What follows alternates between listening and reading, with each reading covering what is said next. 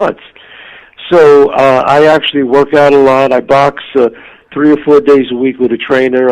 I do weights on the other few days, cardio, and I actually rehearse on the treadmill. As I'm on the treadmill, that's when I rehearse, just to keep my stamina and wind up, because you got to work out. You got to take care of yourself. Now, is this workout routine what you do year-round, or is it, okay, I got a show on January 20th, so I need 3 weeks to prepare? Is that... No, I do it all year round, but I noticed, around when I know I'm about 2-3 weeks away from the show, I step it up a little bit. I step up the cardio a little bit. I get on the treadmill when I rehearse, so that's what I do. I step it up. But I work out 6 days a week. I take Sunday off. Now, Chazz, you know what? I wanted to hit you on the air and say you should do like a Chazz Palminteri Bronx Tale physical fitness video. I don't know about that.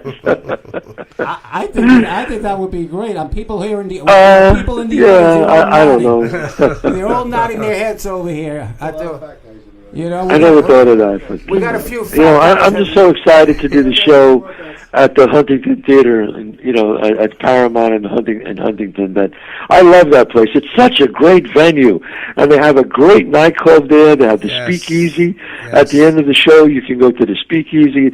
It's really, and I played all over the United States. It's one of my favorite places to play. It's just an exciting venue. It really is. It is great. So, Chazz, tell people when they come on the 20th or any other show that you have, what are they in store for? What are they going to see when they see you on stage, if it's the first time?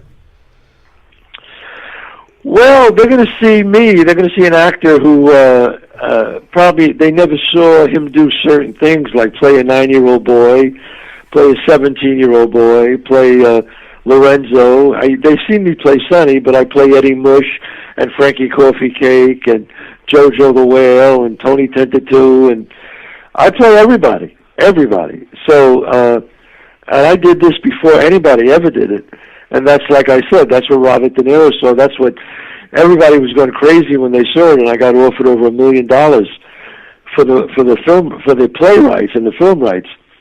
But I refused because they wanted to put a star as Sonny and wanted somebody else to write it, and I said no. I said I'm going to write the screenplay, and they offered me $250,000, then $500,000, then $1 million. And then finally Robert De Niro walked into the theater, saw it, and he said, look, you know what, let's do it. You'll be great as Sonny. You should write it because it's about your life, and I'll play your father and I'll direct it. And that's how it all happened in 1989. Incredible. And it's become one of the most beloved movies of all time. And again, it's close to my heart because George Steinbrenner always used to say, that's me and you, kid. And I love that. Oh, that's great. I mean, and I definitely encourage people to come and see it because I only do it once a month. Because I'm doing a TV show right now with Forrest Whitaker and Vincent D'Onofrio called Godfather of Harlem. That'll be out this year. It's a great TV show, and so I can't do it too much, but I do it once a month. So for people who saw the movie and who saw the musical, come and see the trifecta, see the original show that started it all. It's pretty exciting. Now, Chazz, before we let you go, you are truly one of the actors that I know, one of the true experts when it comes to the Yankees and baseball, and you should get a paycheck from the Yankees. I see you doing all their commercials all the time. Yeah, well, I bleed pinstripes, and I'm a diehard Yankee fan. I'm very excited about this year. I'm excited about getting Manny Machado, and I'm hoping, we got Britt in the pitcher. We got a strong club. Cashman's doing a great job. But I got to ask you about that. That's before I let you go. I have to ask you about the Machado situation because we're hearing that he may not be coming to the Yankees after all. What's your feeling on that? Well, I heard that, but I'll keep my fingers crossed and hope that he does. He's a great player. Look, the real key with him, he's young. He's 26? Right. He's a young kid, that's young, So, if we can get him at 26, then we got him for a good length of time, I hope we get him. I hear we're getting him. But look, nothing's ever done till it's done. But we'll see. Are we good? Are we gonna be good enough from the standpoint of the fact that we may end up losing the kid Andujar? I mean, again, what's your? Well, I hope we don't lose him. I mean, we haven't lost him yet. I mean, I hope we don't. I think I really like him there at third base. You got him there for the next 10 years. Look, I think he's a great find, and I wouldn't want to lose him. I really wouldn't. I know we need a pitcher. I know we do. We need a stud, but I wouldn't get rid of Andujar unless it's a stud. I mean, unless it's a real stud pitcher.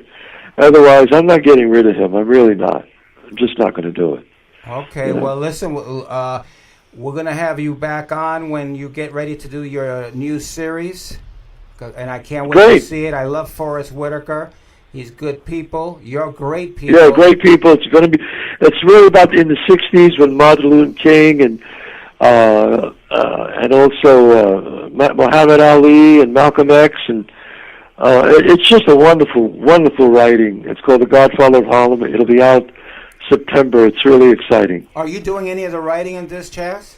No, I'm not writing that at all. No, this I'm just playing Joe Bonanno. And last question, I know you're always involved with a lot of good. Any Chazz Palminteri project, there's always good music. Will there be good music in this series?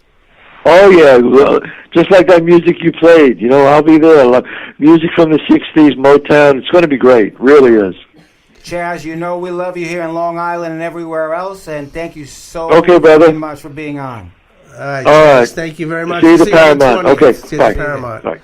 Chazz Palminteri, awesome. And I know he's been a true mentor to you, and you bring that emotion and passion to the cast of Bat Boy.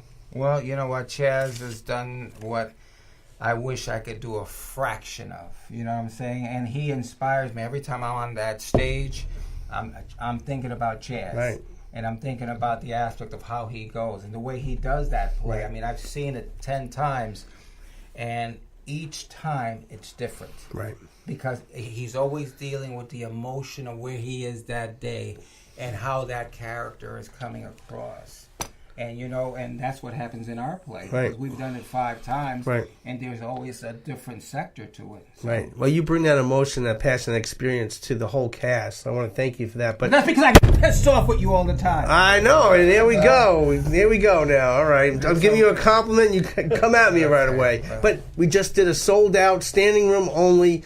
The crowd was wrapped around the building on January 6th at the brokerage. It was an awesome night. Well, it helped that they had those naked girls at the beginning. Okay, all right. There was no naked girls out there, just so you people watching there. But it was an incredible night. Just kidding, everybody yes, in America. Just kidding. Yeah, we go back and forth with this a little bit. But you were on you have to explain everything. You were on fire that night. You were actually in your element. I saw something in you that I didn't really see in the first 4 productions. Bull! Anyway. Well, you were I was all right. Candid and you were honest. I'm just trying to be real. Steve. Yeah, you were real. And you were real with Dwight Gooden, which was amazing having him there. No, Dwight is great. And, you know, as we used to say in the clubhouse messing around, Dwight is great, Dwight is good. Let us thank him for our food. Amen. That's how that went? Okay. Okay, but it's all good. So what do you take away from Sunday night's performance? Sunday night, it was the factor that the people were having a good time. And you know what? We could have messed up 1,000,001 times and the people were still loving it. Right. But I love my actors. They're all wonderful. And, you know, they can't wait. It's become a family scenario. Mm-hmm. And I just love it. Yeah, it's good. The cast is great. I mean, great people. Great acting. Great acting the other night. Great, and we've had great acting all along. And we even brought in one of our round tables people's sons. Right. Gil Cosenza's son was up there. You know, I had to throw him off the stage. Yeah, right. You know. But he got a nice picture with Dwight and John Cosenza. Yes. You know. I figured, let me throw him a bone and mention his name, John Cosenza. But we had Pepe Cardona. Now, for the people don't remember, who is Alive and Kicking. He was the original singer. You guys remember that song, Alive and Kicking? Tighter and Tighter. Yeah. Tighter and Tighter. He sang an ode to Thurman Munson, and which got a standing ovation. Wow. I couldn't believe it. Yeah, it was great. And he pissed on himself. I don't know about that. Wow, it was an emotional night. I think we all did. It's either because he's 75 or right. Or because he's older, he but had a good time. I don't know. I think combination of both. We had Diva Nation. They killed it. Diva Nation. These 3 African American girls that are really beautiful, and they get on stage and they just knock it out of the park. That's right. Damn, they're good. We had a newcomer, Alex Martin. Right, he was great. He was Alex great. Martin, is he watching tonight? I don't know. And we had Brian Drummerhouse. Yes, and he was a great. He just came on. Actor. Okay, and that's enough with the. But we have more Bat Boy going down the road, right? We're gonna be at the Till Center May 22nd, and maybe. All right, well, we'll keep people waiting here. Okay. But we're gonna switch gears a little bit, and we're gonna try to do a little roundtable discussion, sports discussion. And Gil, you brought some buddies with you. Why don't you explain who you got with you? Who are these guys? All right, I have my friend here, Joe Aguirre. We worked together for the last 35 years. Another State Farm agent, and this is Joe Simeone's son, Joseph, who does a great job on podcasts. Kid is a just I heard him. Yes. Yeah. Oh, okay, that was you. Yeah. Wow, you're very talented. I appreciate that. Howard Cosell would hate you. So these are hello again. Do a little talking. Only because he would be very jealous. And just to imagine when Ray comes into my office and go to Chazz Palminteri. Remember that motorcycle scene? That's how if I have to run to close the door before anything comes out of my office, that door gets closed. Now you can't leave, Ray. Yeah. So we'll go to the Back Boy for 1 second. What did you think of it before? You were in the crowd. You were sitting in front. I've been to every one. I mean, I love it every time I go there. I mean, because it goes back. I mean, I brought my daughter, my wife, my nephew. That's why I love when you come. Because you know that 15 people are his. Yeah, that's right. And I put all, my friend. I mean, everyone enjoyed it. My friend Joe Fauci, Joe Aguirre, Joe Simeone. I mean, how many Joes you got here? Everybody's a Joe. Like Goodfellas.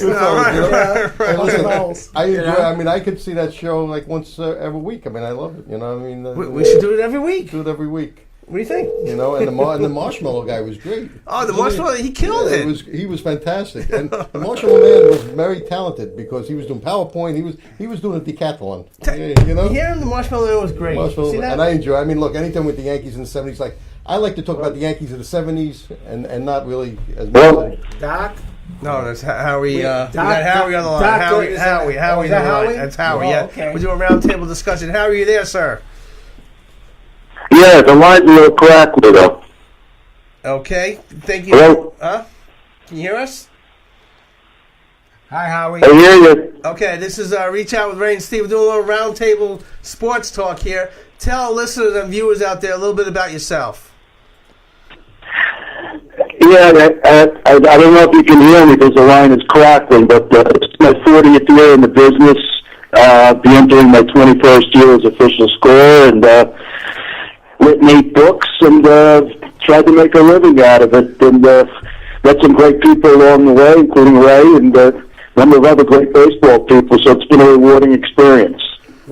Well, look, Howie, number one, Howie Carpin doesn't need any introduction, okay, because people know who Howie Carpin is, and he's been the official scorer at Yankee Stadium and Citi Field, Shea Stadium for a long time, one of the best at what he does, and when I'm at Yankee Stadium, I always have to stop by Howie where he is because I am so intrigued at the aspect of the responsibility that he has.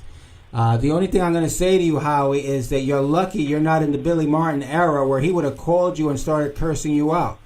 Yeah, that's all right. But there was a media game in the late 80s, and they put me at third base, and I'm a left-handed thrower. And Billy was playing against us, including some of the coaches. And he tried to bunt on me, and I threw him out, and he cursed me out. Oh, unbelievable! Like Billy? You're lucky. That's all he did. Now, I was ready. Now, let me ask you: the last book that you came out with was which one?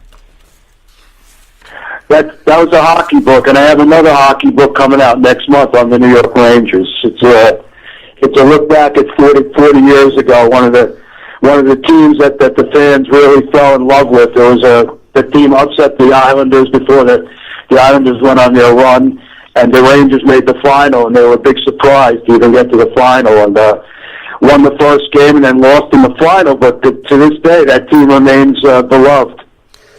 Now, you're an author of 7 books: Baseball Best Rookies, Shoot the Thrill, Down on the Corner. So you think you're a New York Yankees fan, New York Rangers by the Numbers, Yankees Essential, and the Mets book, Perfect Season.